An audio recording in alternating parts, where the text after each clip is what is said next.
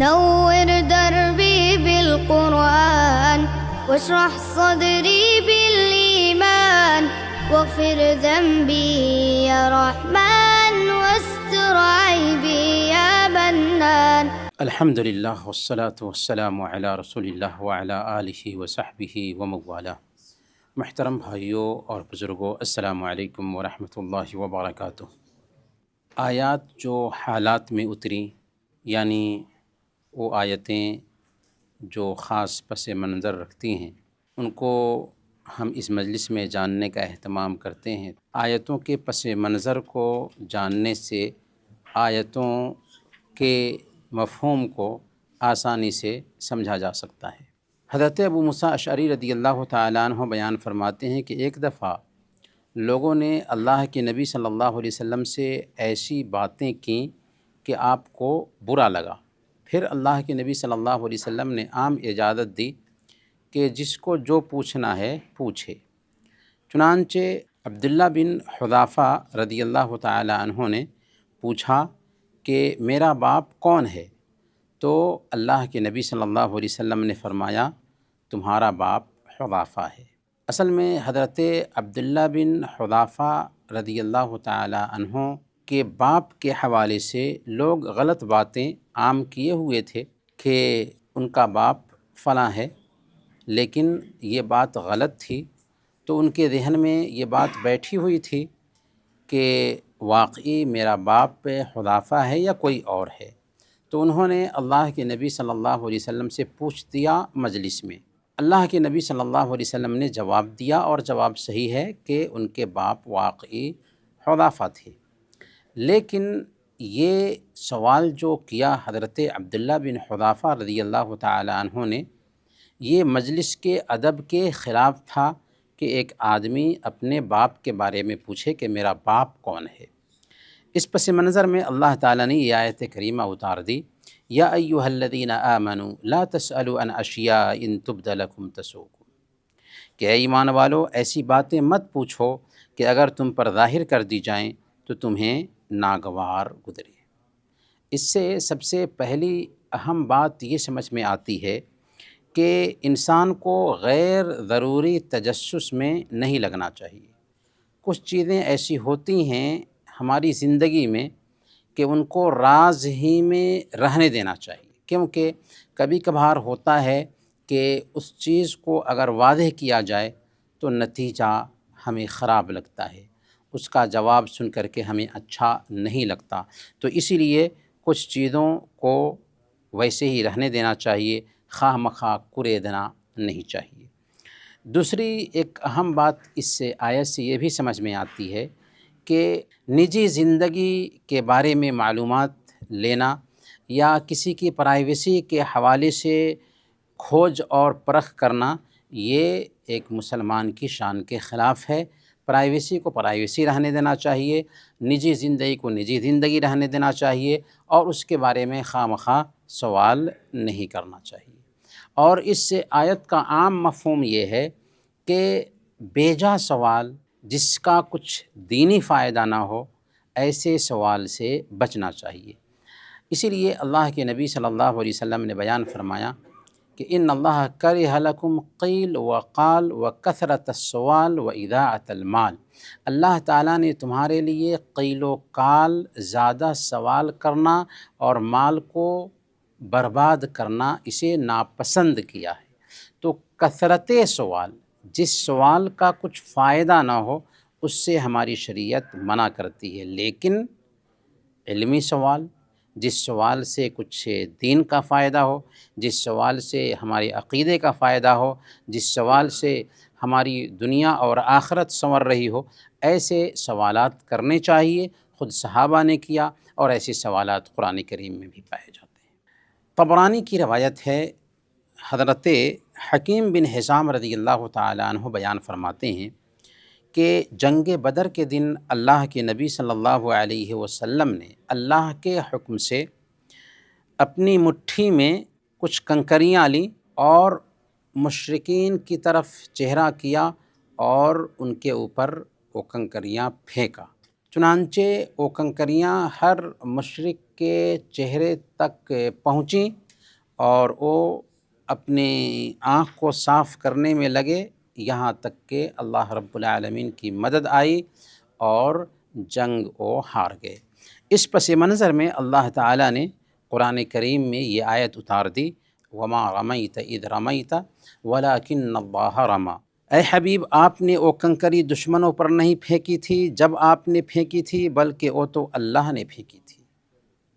ذرا آیت پر غور کریں، اللہ تعالیٰ نے فرمایا اے نبی آپ نے کنکری نہیں پھینکی جب آپ نے پھینکا تھا، بلکہ اللہ نے پھینکا۔ تو گویا کہ کنکری کا پھینکنا اللہ کے نبی صلی اللہ علیہ وسلم کے لیے ثابت کیا اللہ نے، اور پھر کہا کہ آپ نے نہیں پھینکا بلکہ اللہ تعالیٰ نے پھینکا۔ اس میں سب سے اہم جو میسیج ہمیں ملتا ہے وہ یہ ہے کہ ایک انسان کو اپنی کوشش پر اعتماد نہیں کرنا چاہیے، اسباب اختیار کرنا چاہیے۔ کوئی بھی زندگی میں مقصد ہے، اس کو حاصل کرنے کے لیے پوری کوشش لگا دینی چاہیے، لیکن اسباب پر ہی بھروسہ کر لیں، میری کوشش ہے میں کامیاب ہو کر رہوں گا، یہ نہیں ہونا چاہیے، بلکہ نتیجہ اللہ پہ چھوڑنا چاہیے۔ ہمارا کام ہے کوشش کرنا، اگر اللہ کی توفیق نہ ہو تو کتنی بھی کوشش کر لیں، کتنی بھی محنت کر لیں، لیکن نتیجہ لا حاصل ہوگا۔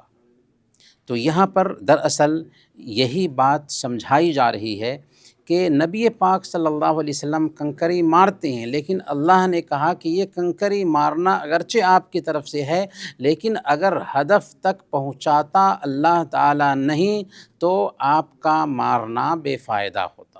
اسی طریقے سے ہم اپنی زندگی میں بہت ساری محنت کرتے ہیں، بہت سارا کام کرتے ہیں، وہاں پر کبھی کبھار معاملہ کرتے ہوئے یا کام کرتے ہوئے ایک انسان ایگو کا شکار ہو جاتا ہے، میں نے کیا، میری صلاحیت کی بنیاد پر ایسا ہوا، میرے تجربے کی بنیاد پر ایسا ہوا۔ نہیں، آپ کچھ نہیں ہیں، آپ کی صلاحیت کچھ نہیں ہے، آپ کا تجربہ کچھ نہیں ہے اگر اللہ تعالیٰ کی توفیق حاصل نہ ہو۔ تو یہاں پر یہی بات ہم سیکھتے ہیں کہ ہمیں جو بھی کامیابی ملتی ہے اس کامیابی کا کریڈٹ خود نہیں لینا چاہیے، بلکہ رب کی طرف منسوب کرنا چاہیے کہ اللہ کی توفیق سے ایسا ہو سکا ہے، اللہ رب العالمین کی مدد سے ایسا ہو سکا ہے۔ یہی سبق دراصل یہاں پر ہمیں مل رہا ہے۔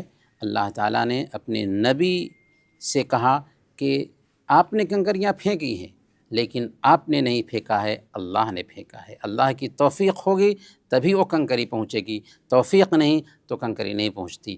تو زندگی میں جو بھی کامیابیاں ہم حاصل کرتے ہیں اس کا کریڈٹ ہمیں خود نہیں لینا ہے، بلکہ اللہ رب العالمین کی توفیق پہ ڈالنا چاہیے۔ اے اللہ، تو نے ہماری محنت میں رنگ بھرا، اس طرح ہماری محنت رنگ لائی ہے، ورنہ ہم کچھ نہیں ہے۔ لا حول ولا قوت الا باللہ، نہیں ہے طاقت اور قوت سوائے اللہ رب العالمین کے۔ میرے بھائیوں، مسند احمد کی روایت ہے، ایک دن اللہ کے رسول صلی اللہ علیہ وسلم کے پاس قریش کے بڑے سردار حاضر ہوئے۔ انہوں نے دیکھا کہ اللہ کے نبی صلی اللہ علیہ وسلم کے پاس 6 کمزور صحابہ ہیں جو کم حیثیت رکھنے والے ہیں، وہ بیٹھے ہوئے ہیں۔ تو ان قریش کے لیڈران نے اللہ کے نبی صلی اللہ علیہ وسلم سے کہا کہ یہ جو کم حیثیت کے لوگ ہیں ان کو ہٹائیے اپنی مجلس سے، تب ہم آپ کی بات سنیں گے، تب ہم آپ کی بات کی طرف دھیان دیں گے۔ اللہ کے نبی صلی اللہ علیہ وسلم کے اندر یہ جذبہ ہوتا تھا کہ کیسے لوگ اللہ کے پیغام کو اپنا لیں، کیسے لوگ اسلام قبول کر لیں۔ آپ نے سوچا کہ ٹھیک ہے، ہم ان کمزور مسلمانوں کو دور کر دیں گے تو ہو سکتا ہے کہ ہماری بات پر دھیان دیں اور اسلام قبول کر لیں۔ یہ احساس جب پیدا ہوا نبی پاک صلی اللہ علیہ وسلم کے اندر تو یہ آیت کریمہ اللہ تعالیٰ نے اتار دی۔ کیا آیت ہے؟ وَلَا تَطْرُدِ الَّذِينَ يَدْعُونَ رَبَّهُمْ بِالْغَدَاةِ وَالْعَشِيِّ يُرِيدُونَ وَجْهَهُ، اور ان لوگوں کو دور نہ کیجیے جو صبح شام اپنے رب کو پکارتے ہیں، اللہ کی رضا چاہتے ہیں۔ اس میں اللہ تعالیٰ نے یہ پیغام دیا تھا کہ اگر کوئی اونچا سے اونچا مرتبہ رکھنے والا انسان ہو، کمیٹی ہو، افراد ہوں، اور ان کے اسلام لانے کی امید بھی ہو، لیکن وہ شرط رکھتے ہیں کہ آپ اپنے پاس سے کمزور لوگوں کو ہٹائیے، تو یہ شرط نہیں مانی جائے گی۔ یہاں پر سب سے پہلی بات جو سیکھنے کو ملتی ہے وہ یہ ہے کہ اسلام میں نسلی تفاخر کے لیے رنگ و نسل کے فرق کے لیے کوئی جگہ نہیں۔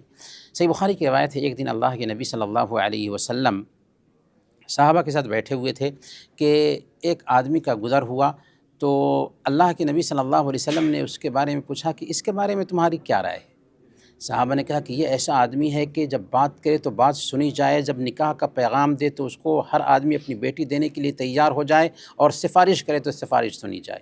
اللہ کے نبی صلی اللہ علیہ وسلم خاموش رہے۔